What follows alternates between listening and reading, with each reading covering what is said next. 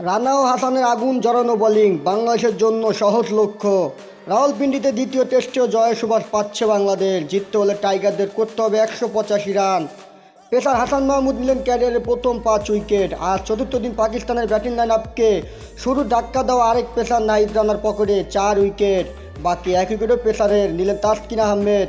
12 রানের লিড নিয়ে দ্বিতীয় ইনিংসে ব্যাট করা পাকিস্তান গুটিয়েছে 172 রানে। মোহাম্মদ রিজওয়ান 43 ও আগা সালমানের অপরাজিত 47 রান না করলে আরও সহজ লক্ষ্য পেত বাংলাদেশ।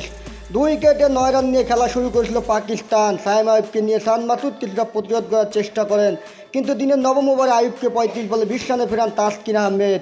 এরপর শুরু নাহিদ রানার তোপ। একে একে ফিরিয়েছেন সান মাসুদ, বাবর আজম, সাইদ শাকিলকে। টানা 3 শিকারের 6 উইকেটে 81 রানে পরিণত হয় পাকিস্তান। ক্রিজে আসা নতুন ব্যাটসম্যান মোহাম্মদ রিজওয়ানকে ফেরাতে পারতেন খালি হাতেই। নাহিদ রানার বলে নিজের মোকাবেলা করা প্রথম বলেই ক্যাচ দেন স্লিপে, যা লুপে নিতে পারেনি সাদমান ইসলাম। 0 রানে জীবন পাওয়া রিজওয়ানি পরে বাংলাদেশের গলার কাটা হয়ে দাঁড়ায়। আগা সালমানকে নিয়ে লাঞ্চের আগে আর কোনো বিপদ ঘটতে দেননি।